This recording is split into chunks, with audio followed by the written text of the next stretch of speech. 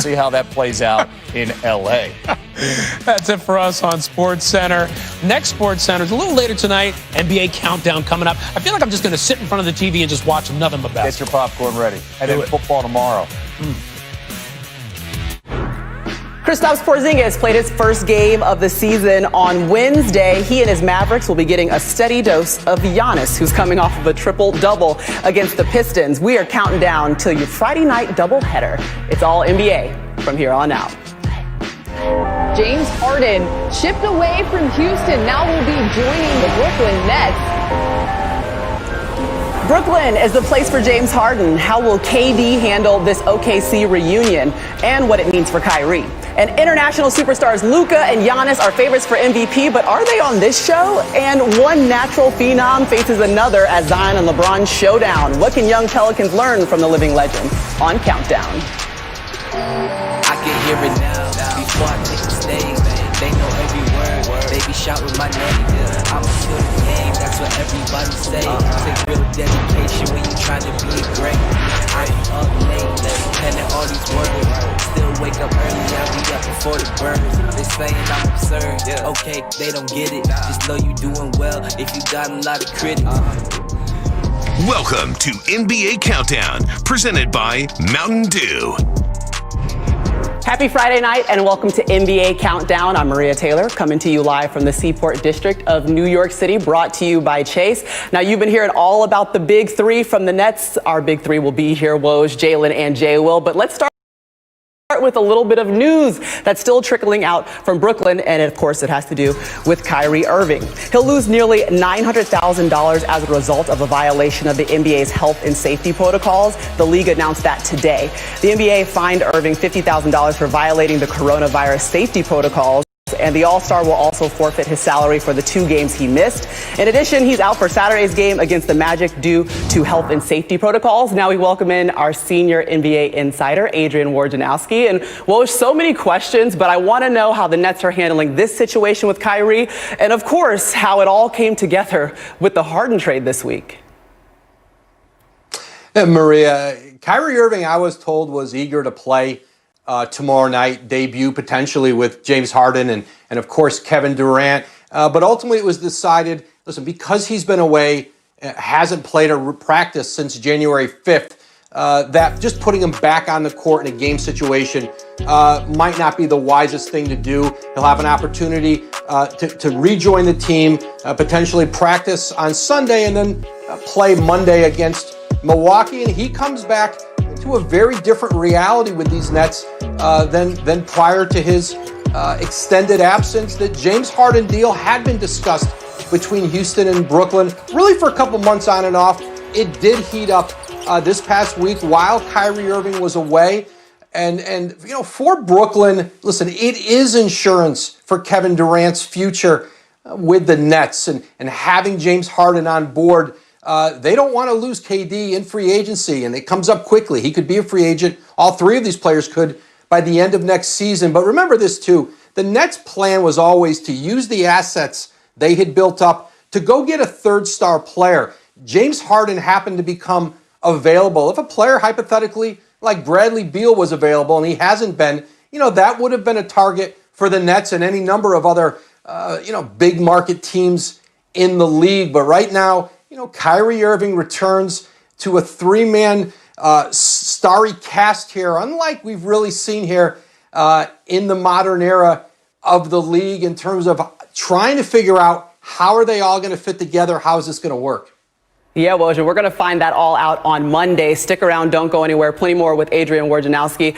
Let's get into what this big three is going to look like on the court. We know so much about offense, but they say defense wins championships, and every single NBA champion since 2003, the Spurs, they ranked in the top 11 in defensive efficiency. It's hard to see this group doing that. The Nets currently ranked 13th, and that was before acquiring James Harden and sending out their best rim protector in Jarrett Allen. But how does this offense work? Let's ask James Harden. I can't predict how it's going to go. Kyrie might score, 10 possessions in a row. KD might score 10 possessions in a row. Like, they're more than capable of that. And I'm fine with that, because we're going to be winning and it's going to be good. So tomorrow we'll see. and it's going to be fun, and I'm excited about it. How would you describe your conditioning level now at this point in the season? Great. Conditioning doesn't matter if you can score on the court. Jalen and Jay Will are here with us now. Jalen, I want to start with you. KD, Kyrie, and James Harden. How does this work on a court? This is about to be a new era version of what we saw when LeBron James joined Dwayne Wade and Chris Bosh in Miami. I'm not saying they're going to win the championship this season because that big three didn't win it in its first season as well. But I'm interested to see if they're going to be able to win a couple. And it's exactly what the East Coast needed, a villain. You got KD, who left the Splash Brothers after winning back-to-back finals MVPs and hurting his Achilles. Kyrie Irving left the opportunity to play with LeBron James and the Boston Celtics. James Harden basically told the Rockets, trade me or else. And so these three guys on the same team at the same time, elite playmakers, terrific in isolation, awesome scorer. James Harden will be the guy to make the sacrifice because he's a terrific playmaker. And Jay Will, he's the one that hasn't won a ring just yet. Well, you mentioned it. Exactly. Those are three of the top Jay five Rose. ISO players, too. Go ahead, Jay. I was going to say exactly, Jay Rose, after being down 3-1 to the Golden State Warriors, he had it in his clinches. And I'll say this, there's an element of them that remind me a little bit of your squad, Jay Rose, back in the day. Not from a physicality perspective, but there's a little bit of that Detroit Pistons swagger, right? Like, we are the new bad boys of the 21st century, and we're going to do it our way, whether you like it or not. And here's how they actually do it on the court, Maria. You move Kyrie Irving off the ball. You give the ball to James Harden. You play fast. Look, if KD gets a rebound, if Kyrie gets a rebound or James, you push it up. You play really fast. But if you do get into a half-court scenario, I like the ball in James Harden's hands, considering he averaged 10 assists, especially this year with the Houston Rockets. And think about this from a coaching perspective. You put a blend. Steve Nash did some work with the Golden State Warriors. He understands that continuity system in which they had with Steve Kerr. Now you also have Mike D'Antoni on the same bench that understands James Harden and also understands floor spacing. All these guys are multi-dimensional threats. It's going to work offensively. And if nothing else, they're going to win games, like 130 to 140 or something like that. We know they're going to be able to score the ball. But the real question is, too, it's not only on the court, it's how these guys function off the court, Jalen. If you had to suggest who the leader of this big three would be, who would you go with?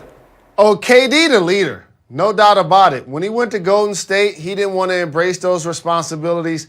He's the leader because you know what, Maria? The last couple of weeks with Sean Marks, Steve Nash, Mike D'Antoni was trying to call Kyrie and he was sending him the voicemail. He was answering when he talked to KD. They was like, where's your man? And when it was time to bring in James Harden, they was like, KD, what do you think? Because he's a guy, along with the others, that has a chance to leave after this season or so. So KD now, I think, is going to be comfortable being there. He's going to be comfortable being the leader. Now on the East Coast, man, anchoring what we've seen on the West, with LeBron being the king, and we know about Kawhi and PG. But how about the Splash Brothers when Klay Thompson comes back? This is going to be great theater for the next couple of seasons. And we know we have Rose, all three so of with them you. at least for the next 2 seasons. Exactly. Sorry, guys, we're and dealing with Rose, audio I'm so issues with you. back here. It is Kevin Durant. It's Kevin Durant. It's not even the question, right? Because when you think about KD in this situation, when he was with OKC, Jay Rose, they were the young pups, right? Nobody really knew how to lead when you have Russell Westbrook and James Harden and Kevin Durant. And then when KD went to become part of the Splash Brothers crew, right? Everybody on that team was extremely professional. It was a well-oiled machine. Now you got Kyrie, a situation, you know James is going to ball. But I'll say this, Jay Rose, and it's really interesting. And I'm not saying they do it openly, but like James Harden, has he really played with a player that he knows maybe is better than him before in his career? Like with Russell Westbrook or CP3, he was always a guy. Now he's looking at KD like, yo, you KD. Right. Like, I know I'm James. I'm still one of the baddest ones there ever is in the game, but you KD. Now everybody in the way kind of acquiesces to Kevin Durant. He just needs to be aggressive with it and tell people what he needs in order to get it done. And also, Maria, KD, now that he don't have to necessarily carry as much of the load, he going to have time to respond to people on social media. How about Kyrie? He going to be burning a lot more sage. And James Harden, he's going to stimulate the economy of gentlemen's clubs in New York City. I can't wait till these guys pair up. I couldn't. Theater at South Street Seaport. I couldn't hear you half the block, and the only thing I needed to hear was what you just said. We cannot turn back. Not the most famous, but maybe the most important line from Dr. King's I Have a Dream speech. A speech that's emblazoned across these shooting shirts all over the NBA for the next few days. The shirts were designed in collaboration with the Players Association, the MLK Foundation, and Martin Luther King III. And while some of the civil rights icons' dream has been realized, our nation continues to reconcile with those same deeply embedded social injustices. But the players, they're doing their part. CJ McCollum helped build a dream center in Portland. Drew Holiday is donating part of his 2020 salary to Black-owned businesses and nonprofits. Steph Curry, he's funding the first 6 years of the Howard Bison's D1 golf program. And Jaylen Brown has lobbied for the George Floyd bill in Boston. It's to combat police brutality. I mean, even former players like our own Jalen Rose have launched a charter school. They're all trying to live what it says right here on my chest. Now it's time to make justice a reality for all. And now it's time to check out two guys who are playing with confidence, brought to you by New Amsterdam Vodka. When talking MVP, Luka and Giannis are in the discussion again as they have the best odds to win the award. Luka's the only player this season in the top 5 in both points and assists per game, while Giannis is looking like his MVP self again after a slow start this season. He's currently the only player averaging at least 25 points, 10 rebounds, and 5 assists. If Luka and Giannis finish top 2 in the MVP battle, it would be the second time in the league history that the winner and runner-up were born outside of the United States. In 06 and 07, Dirk won the award while Steve Nash finished second. Welcoming back in Woj, Jalen, and Jay Will. And Woj, when you think about these two superstars, I immediately think about the Woj pod and all that's gone into discovering the Giannis draft. What's your reaction to what they've been able to do so far this season? Well, it's really remarkable to think, Maria, back to that 2013 draft night. Giannis's agent, Alex Saratsas, was trying to get him to number 16 to Atlanta. He was very worried, though, about Dallas at 13 because Donnie Nelson, their GM, loved Giannis. In fact, in the draft room that night, Mike Procopio, who was a front office slash coach at the time, said to me, that Donnie wanted to draft him, told those in the draft room, he reminds me of a young Dr. J. But the Mavs were headed into free agency. They wanted to get Dwight Howard in that summer. And so they needed cap space. They traded the pick. And obviously Milwaukee took Giannis Antetokounmpo with the 15th pick in that draft. Later on, obviously, Donnie Nelson, he will be remembered, though, for drafting Luka Doncic. Well, we know what Luka's been able to do, obviously, had a huge season a year ago. But, Jay, well, what does he have to do this year to walk away with the MVP trophy? You know, barring injury from last year, you know what I mean? Like, he was right there. He was right there. And, look, Giannis, I think it would be hard for Giannis to surpass what he did last year. I just think statistically he was exponentially better than what he was the year before. And I think the one thing that kind of lingers over Giannis is the fact that he has not won a chip yet. I know this is a regular season award, but it feels a little bit awkward not to bring some kind of feeling into it, knowing that Giannis hasn't accomplished the ultimate goal yet. Maria, my eye is set on LeBron James. Year 17 in the league. At 36 years old, has the Lakers off to the best record in the league at 10-3, undefeated on the road, and the fact that he's averaging 24, 8, and 7.5 at this juncture of his career and hasn't taken his foot off the gas, still wanting to prove he's the best player in the world, I think it speaks volumes about how LeBron is going to attack this season on the way. Yeah, he always has something to prove, but so does Giannis. I mean, obviously he wants a championship, but he wouldn't be mad at a three-peat, though, Jalen. What would he have to do to walk away with the award 3 years in a row?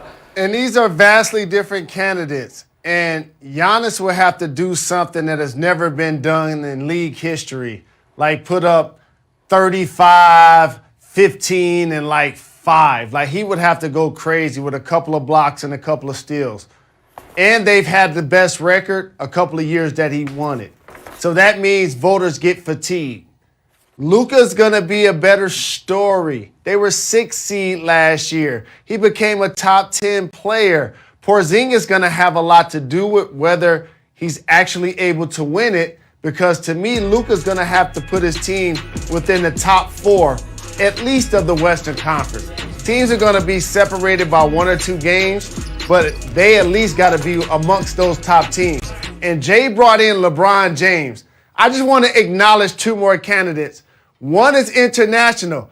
Can the Joker get some love, Maria? You're giving him love right now. Yeah. In assists, spinning baseline, Woj dunking backwards. He's balling for the Nuggets. And I got a dark horse for you. Kevin Durant. Didn't they just add James Harden to go with Kyrie Irving? Isn't he coming back from an Achilles injury?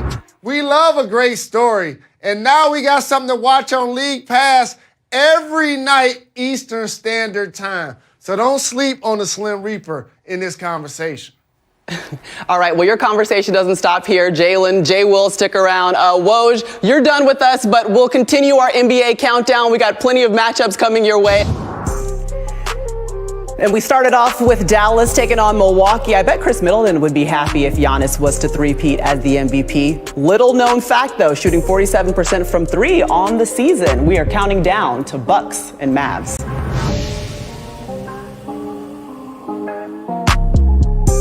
No, really, I think I could dunk on you. But while Luka over the last 2 seasons has led the Mavs in points, rebounds, and assists 30 times. That's the most of any player on any team, period. Let's check out tonight's three-point performance brought to you by Mountain Dew. The Lakers combined for 31 threes in their last 2 games. LeBron James has led this long-range barrage. You saw the no-look 3. He's got 9 as the Lakers have now won 4 straight heading into tonight's game with the Pelicans. And speaking of those Pelicans, let's talk about Zion Williamson, because it's good to see him returning to the lineup after missing Wednesday's game, inconclusive COVID test. He's averaging over 17 points in the paint this season. That's the most in the NBA. And 135 of those 140 field goal attempts have all come inside the paint. Let's check out Wednesday night's doubleheader. You can watch it on ESPN and the ESPN app. The top teams in the East square off in our first game at 7. Celtics taking on the Sixers. Then Devin Booker and those Hot Suns are in Houston to take on John Wall and the new look Rockets. But tonight we're kicking things off with the Mavs taking on the Bucks. Kristaps Porzingis, just his second game back since that ACL tear, 16 points in the first game. What will he have for the Bucks tonight?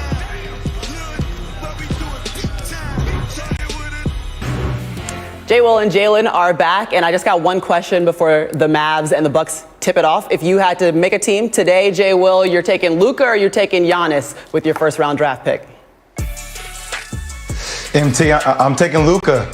Look, he's as gifted as LeBron, not as athletically gifted, but at this stage of his career, his passing, his shooting, his ability to slow the game down, he makes everybody around him better. There's a reason why LeBron wanted to sign Luka to his first signature shoe. I go Luka Doncic.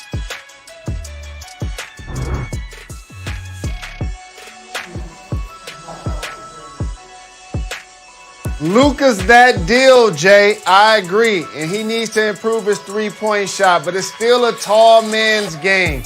I'm taking Giannis because he's going to give me 30. He's going to give me 15. He's going to give me 5 assists.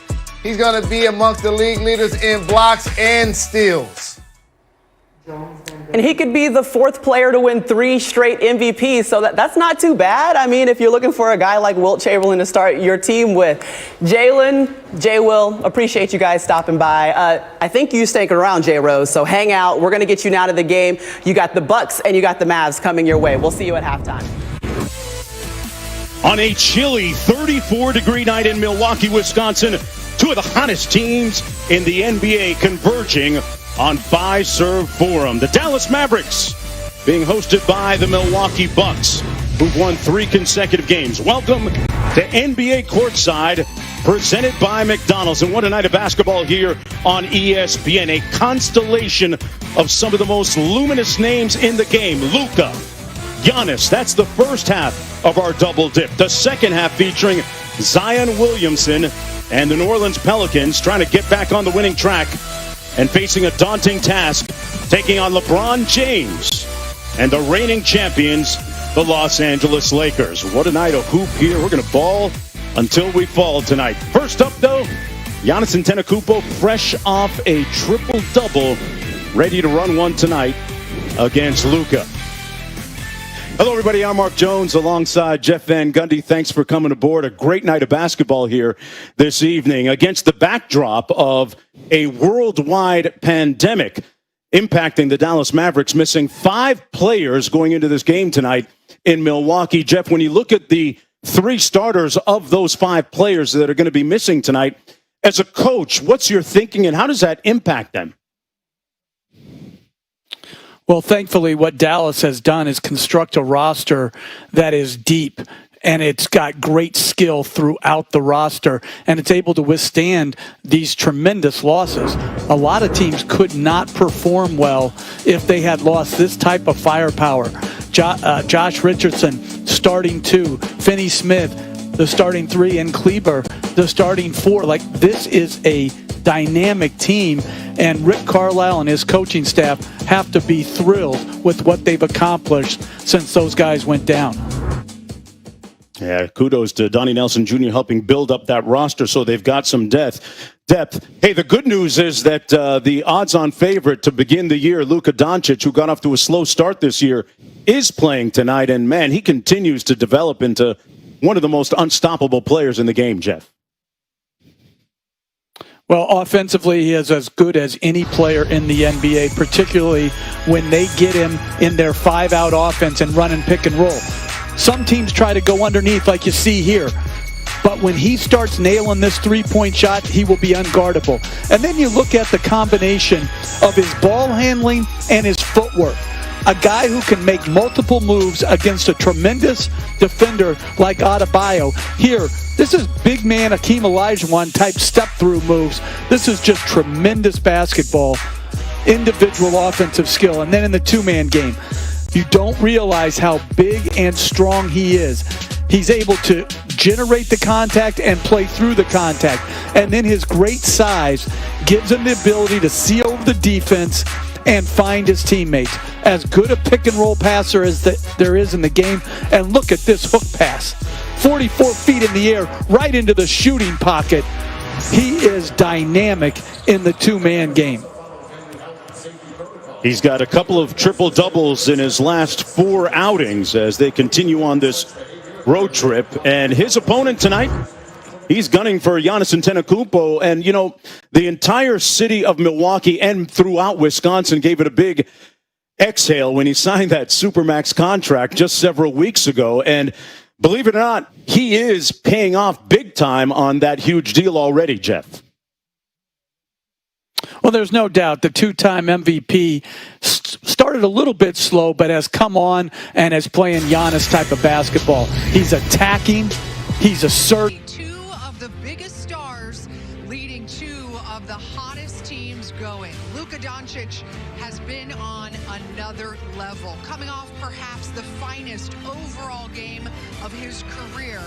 And he's coming for that man's title. Reigning 2-time MVP, Giannis has it all working again, but will be challenged by what is now one of the stingiest defenses in the league. Welcome to Mavs Live, driven by Ford. So good to be with you. Happy Friday, everyone. Welcome to the weekend. Devin Harris, Jeff Skin Wade joining me as well. Guys, this is going to be a fun one tonight. Great matchup, Mavs and Bucks. And Devin, just to start with, I mean, it's early in the season, but there is an awful lot at stake tonight, isn't there? There is. You know, we're talking about a 2-time reigning MVP going against an aspiring MVP. Now, these matchups matter when you talk about an MVP race. The teams matter as well, but tonight, you know, Luka has to play well statistically as well as collectively as a group in order to dethrone this guy as an MVP. Now, the Mavs are playing well 4 in a row. I think the Bucks are on a winning streak. That matters as well, but there's a game within a game tonight. Like you said, Dana, a lot at stake. I don't want to be a guy complaining about COVID, but I am a little frustrated that we don't have full rosters, because these Mav-Buck matchups the last 2 years have been great. There's been some great wins, some great battles.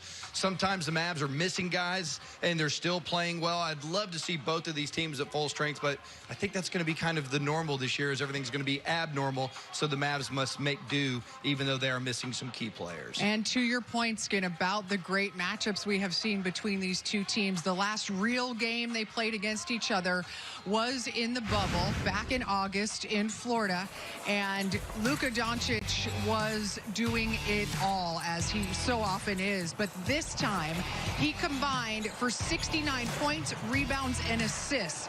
Most in his career, you could argue.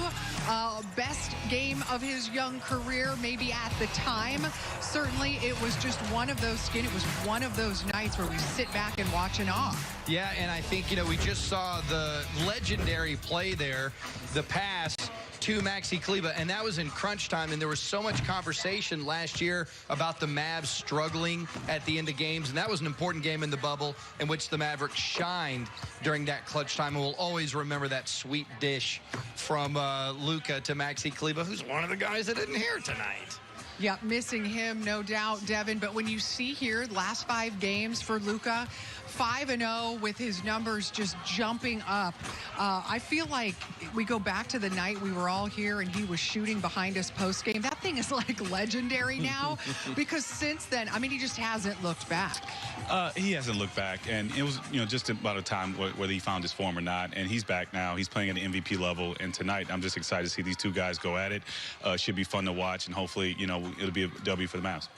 Let's talk about the other half of those two guys. The guy that is carrying the MVP at the moment, the reigning 2-time MVP, and repeat winners are not things that happen just every day. In fact, only 12 over the history of the NBA. And here are some of the recent ones. You look at Steve Nash, of course, LeBron, Steph Curry, and now Giannis in these back-to-back seasons. And this is something, Skin, when you look at this, when you start talking about repeat MVPs, you're talking about all-time greats. Yeah, absolutely. And for him to do it at such a young point in his career, and then despite all that, there's still going to be this conversation about, well, he didn't get it done in the playoffs, and they've had these disappointing runs. And maybe Devin can even relate to that, because Dirk would win MVP, and then people would talk about playoff disappointment or whatever. But the guy's extraordinary. And Devin, he's this wave of player that's changing basketball. For a big player to do the things he does is just ridiculous. It is. You're talking about 6'11",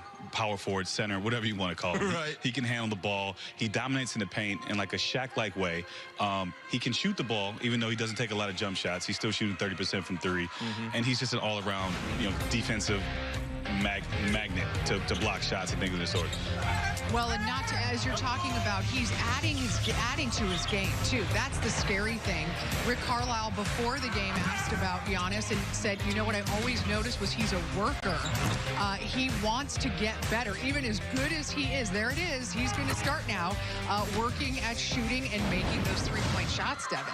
Yeah, I just remember trying to guard this guy off a switch, and I'm a pretty good defender. I don't usually need a lot of help. I anticipate, his moves and whatnot, but he just literally knocked me over a couple times. I'm looking at the ref like, where's the charge? And the ref is looking at me like, yeah, just get up and get back on. Sorry, you gave up 7 inches to him. I can't give it to you. But he's the power he plays with, and his ability to change speeds, Euro step, spin move, and dunk with either hand. He's impossible to guard. Yeah, and another thing too, Devin, I just kind of threw out that little Dirk thing. The other thing is that he's loyal to that franchise, and he's a hard worker and constantly wants to get better. And I just know that those are things that fans have a hard time relating to superhumans that can do the things that they can do.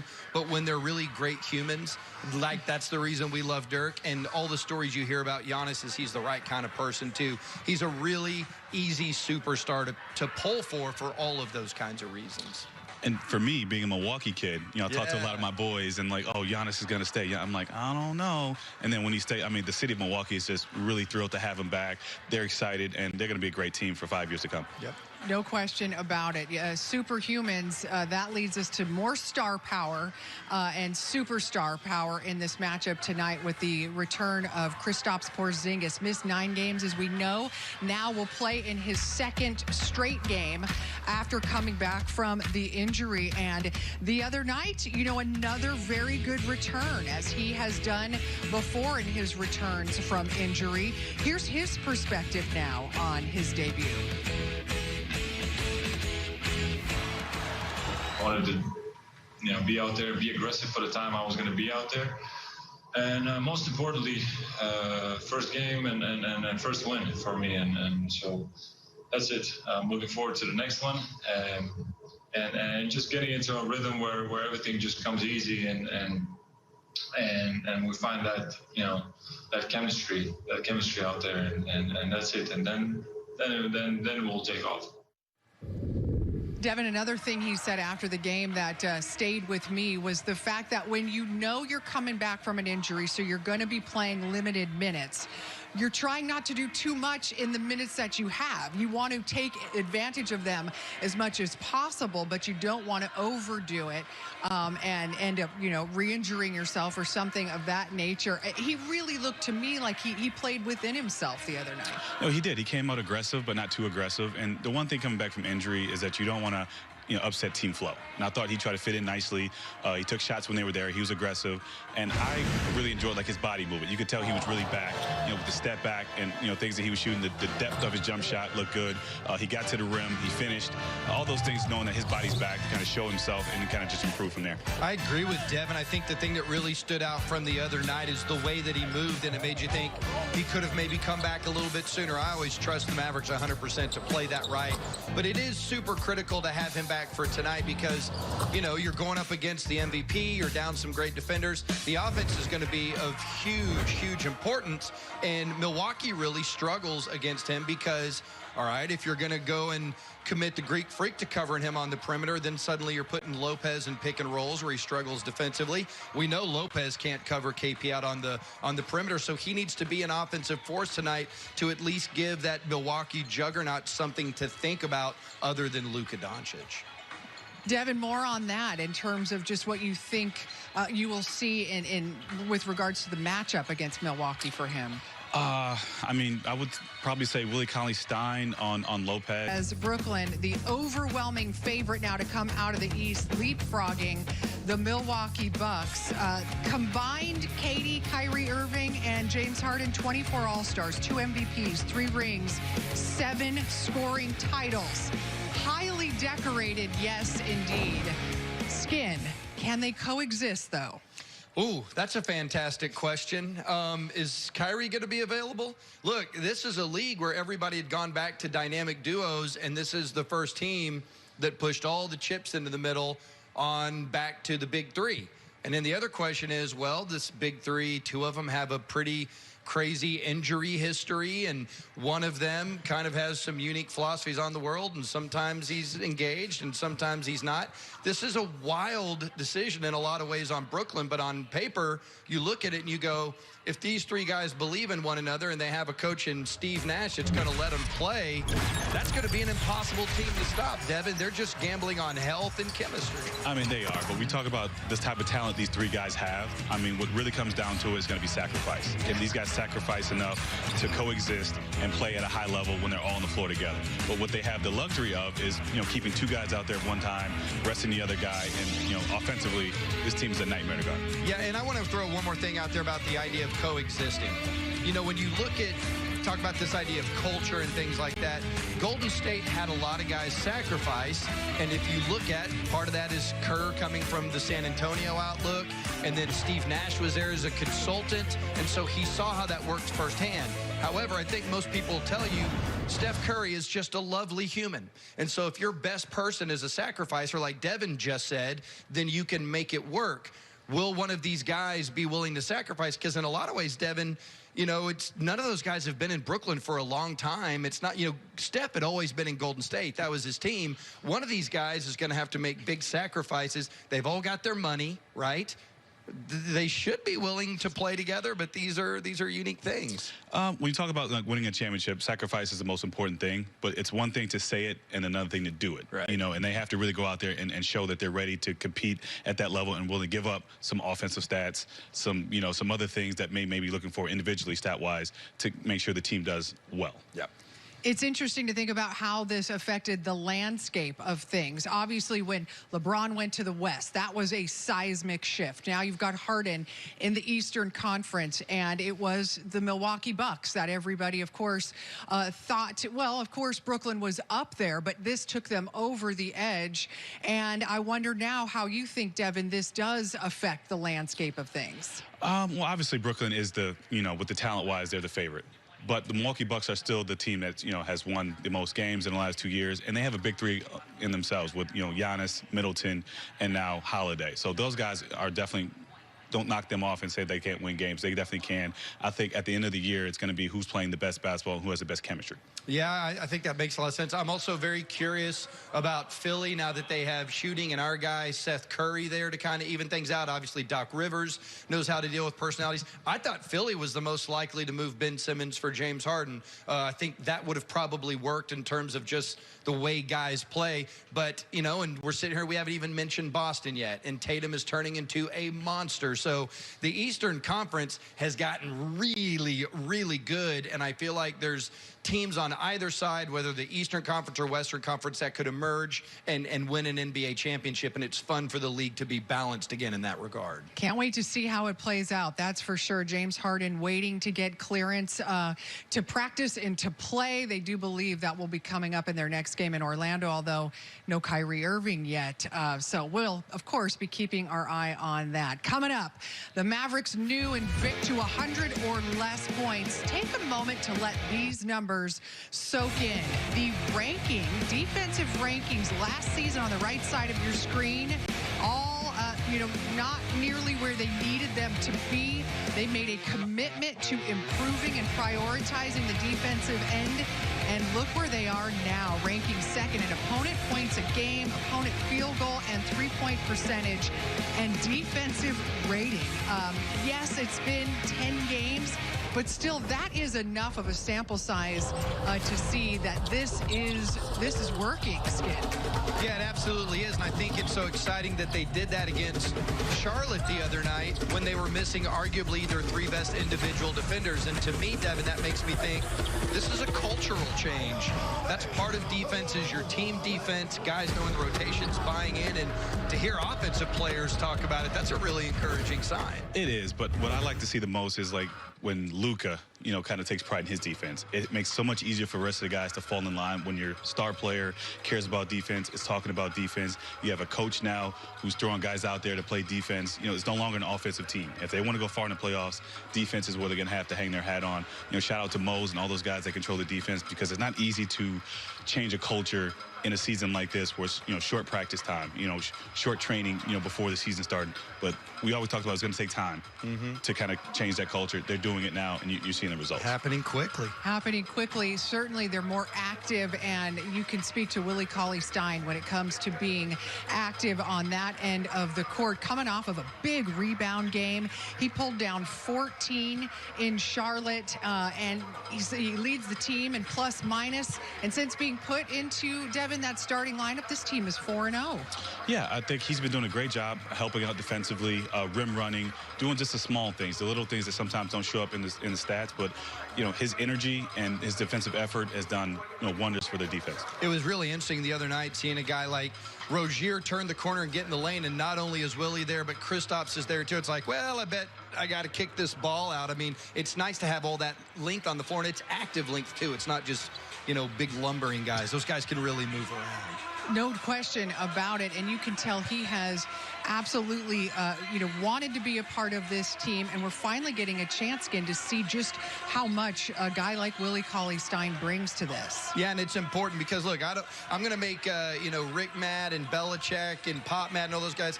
I'm sorry to talk about the guys that aren't here, but when you're playing the Greek Freak, you need Maxey, you need Dorian. Devin, when Maxey was a rookie, did you know he would be such a stud defender like he is now? We knew he played hard, and we knew he could block shots, and he had some amazing athletic plays, chase down blocks like that. He kind of surprised us, coming out, but it started and, kind of pick up when we saw it, and then it kind of translated to the regular season. Well, with the guys that are out there now, it'll be that man leading the way. Luka Doncic, it is a showcase game of two teams with high expectations and two superstars that can take them there. Looking